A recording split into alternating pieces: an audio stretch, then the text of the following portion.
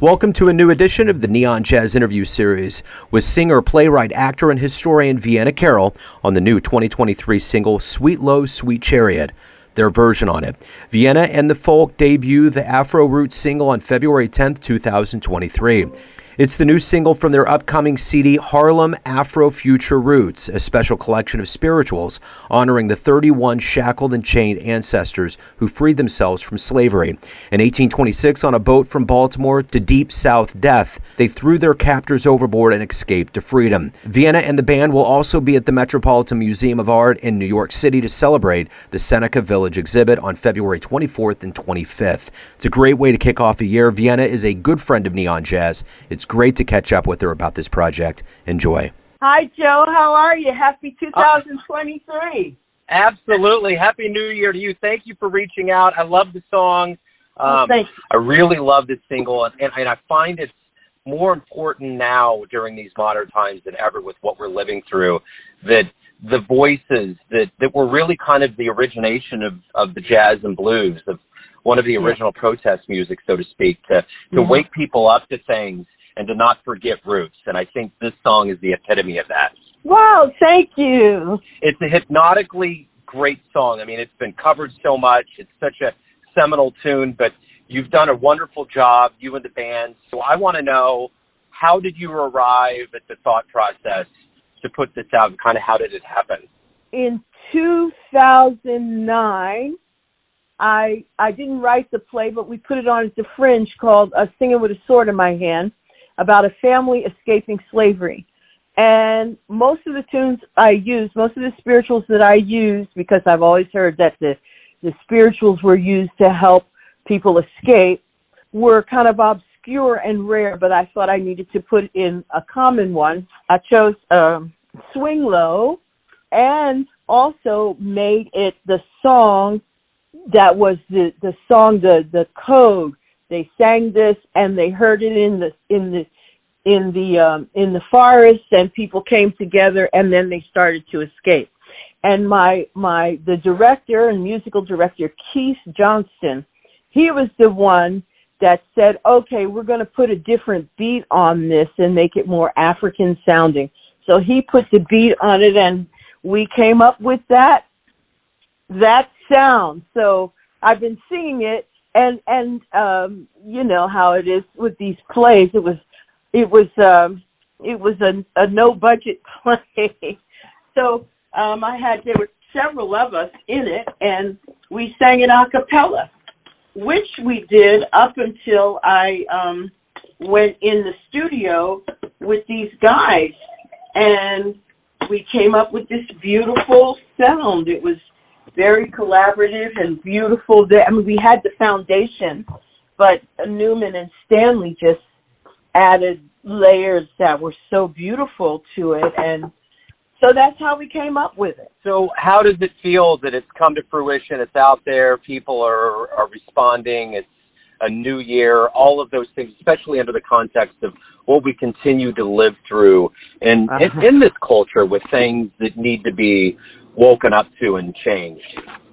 Well, I'm just so happy to be able to share it. You know, my mission is to share African American history through art, and I watch what's happening in Florida and around. People keep trying to suppress it, but it's American history, really, and it's just American history that has been overlooked, and at our expense, at the expense of all of us Americans. We just need to be more truthful about what actually happened. And so that's what I want to share. I want to share those parts. There are large gaps, especially the antebellum and Civil War history. There's so many gaps, and it really feel a certain way because they don't know the history. And I'm talking about all people, white people, black people, immigrant people. And so we're missing so much of the African-American contribution to the development of the United States. And it's missing from our mind the the contribution to. So these lives basically get to be passed down from one generation to the next about us and all of us.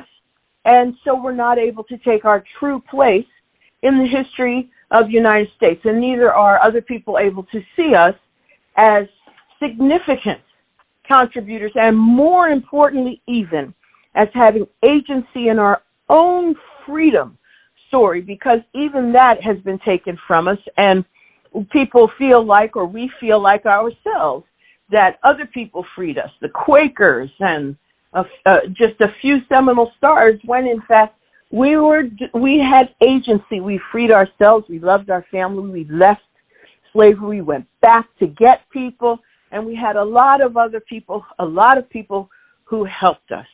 And so that is the truth of it, and it's just been whitewashed, as you might say, to give us a whole other perspective that really does not serve us as Americans. It doesn't serve anyone, but maybe a few people who want to keep things in place that aren't fair for all of us. So you're going to be at the Metropolitan Museum of Art on February 24th and 25th, and if you want to let anybody know, anything else that might be going on, the best place for them to get this recording, anything related to you and the band as we venture into 2023. We're really happy to be at the Met.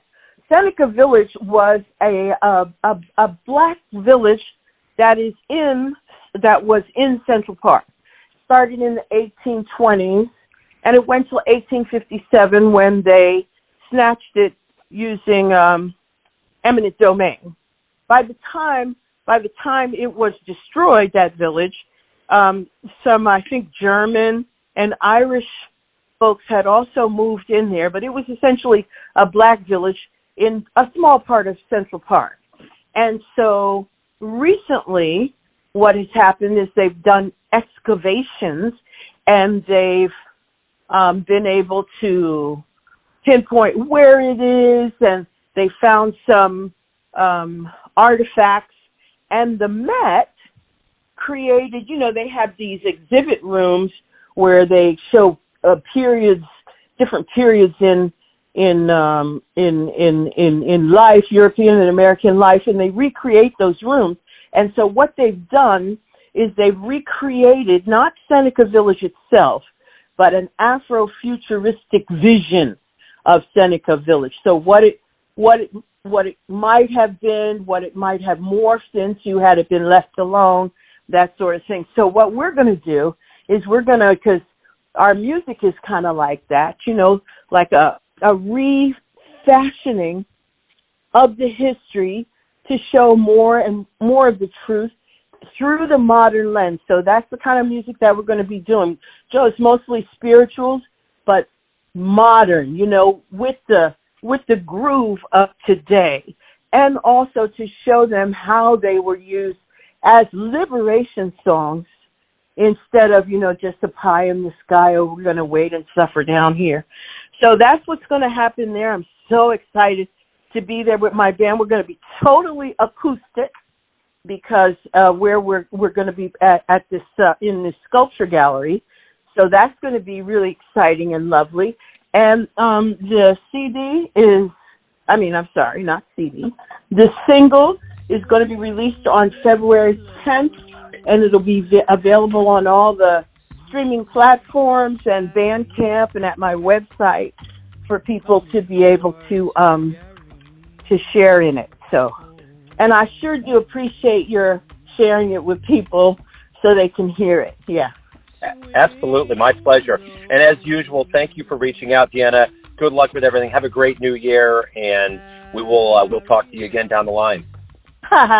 Thank you so much. You have made my day. Thanks for listening and tuning in to another Neon Jazz interview, where we give you a bit of insight into the finest players and singers in New York, Kansas City, and spots all over the world, giving fans all that jazz. Thanks to Vienna for her time, music, and energy. If you want to hear more interviews, go to Famous Interviews with Joe Domino in the iTunes Store. Visit neonjazz at youtube.com. And for everything Neon Jazz, go to the neonjazz.blogspot.com. Until next time, enjoy the jazz, my friends.